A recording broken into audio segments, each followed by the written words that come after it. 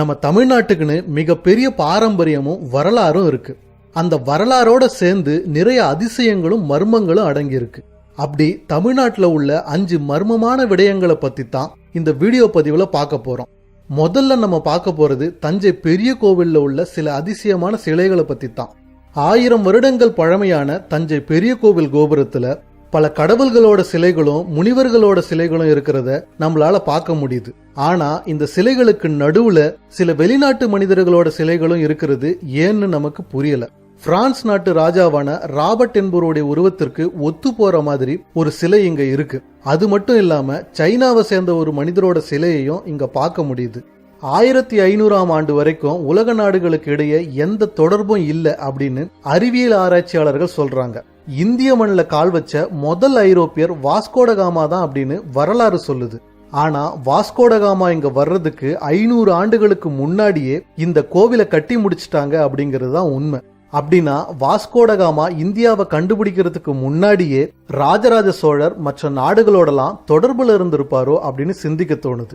சரி, அப்படி இருந்திருந்தா அவங்களுக்கு இடையே வர்த்தக ரீதியா எந்த மாதிரியான உறவு இருந்திருக்கும், அவங்க எல்லாம் எப்படி சந்திச்சுக்கிட்டாங்க, எந்த மொழியில அவங்க தங்களோட கருத்தை பரிமாறிக்கிட்டாங்க அப்படிங்கறதெல்லாம் இன்னும் மர்மமா தான் இருக்கு.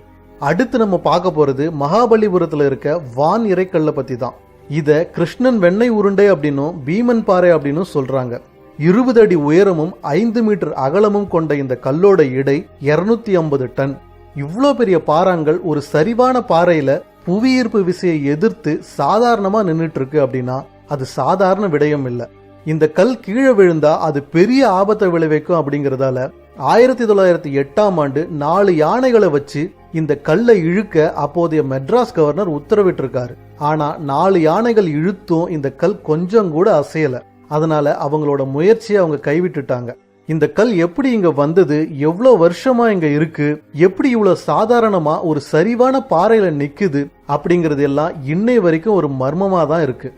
அடுத்து நம்ம பார்க்க போறது குறிப்பிட்ட ஒரு நாள்ல மட்டும் வேர்க்கிற முருகனோட ஒரு சிலைய பத்தி தான். முருகப்பெருமான் சூரபத்மனை வதம் செய்ய அவரோட படைகளோட புறப்பட்ட போது அவரோட அன்னையான அம்பிகை அவரை ஆசீர்வதிச்சு அவருக்கு ஒரு வேல் கொடுத்து அனுப்புனாங்க அப்படிங்கிறது ஆன்மீக வரலாறு. இந்த நிகழ்வை வேல் வழங்கும் விழா அப்படின்னு கந்த சஷ்டிக்கு முதல் நாள் நாகப்பட்டினத்துல இருந்து 5 கிலோமீட்டர் தொலைவில் உள்ள சிக்கல் அப்படிங்கிற ஊர்ல இருக்கிற முருகப்பெருமான் கோவில்ல சிறப்பா கொண்டாடுறாங்க. அப்போ முருகப்பெருமான் தன்னோட தாய்கிட்ட இருந்து வேல் வாங்குறதுக்காக வேகமா போவாரு. அந்த நேரத்துல முருகரோட சிலை வேர்க்கும். அந்த குறிப்பிட்ட ஒரு நாள்ல இங்க இருக்கிற முருகர் சிலை மட்டும் தானா எப்படி வேர்க்குது அப்படிங்கிறது இன்னும் இங்க அதிசயமா தான் இருக்கு.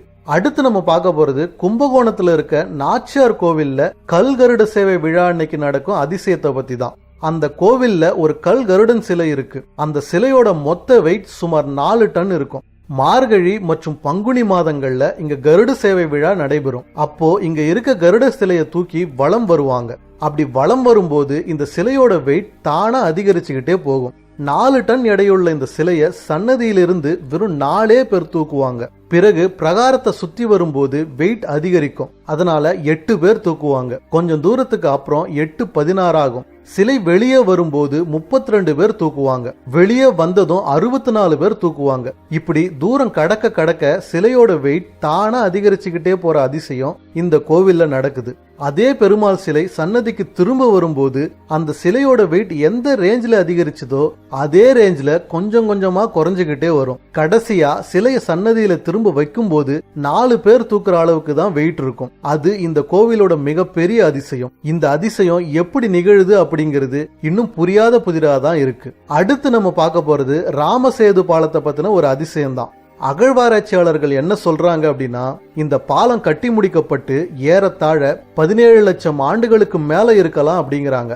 புராண கதைகளின்படி இந்த பாலம் அனுமன் மற்றும் அவருடைய வானர படையின் துணையினால வெறும் 5 நாட்கள்ல கட்டி முடிக்கப்பட்டது அப்படின்னும் இந்த பாலத்தை அமைக்கிறதுக்காக பல ஆயிரம் கற்கள்ல ராமனோட பெயரை பதிச்சு அதை கடல்ல தூக்கி போட்டப்போ ராமனோட அருளால அந்த கற்கள் மிதந்தது அப்படின்னு ராமாயணத்துல சொல்லியிருக்காங்க.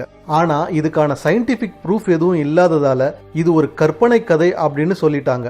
ஆனா இப்ப இங்க நடக்கிற அதிசயம் என்னன்னா, ராமாயணத்துல சொல்லி இருக்க மாதிரியே இந்த கடல் பகுதியில நிறைய சின்ன சின்ன பாறாங்கற்கள் மிதந்துட்டு இருக்கு. அங்க இருக்க கற்கள் மட்டும் எப்படி தண்ணியில மிதக்குது அப்படின்னு யாராலையும் சொல்ல முடியல. அது ஒரு புரியாத புதிராவே தான் இன்னும் இருக்கு. என்ன நேயர்களே, இன்னைக்கு சூப்பரான 5 மர்மமான விடயத்தை பத்தி தெரிஞ்சுக்கிட்டீங்களா? இது போன்ற மேலும் சுவாரஸ்யமான விடயங்களை தெரிஞ்சுக்க பயாஸ்கோப் சேனலை சப்ஸ்கிரைப் செய்யுங்க. நன்றி, வணக்கம்.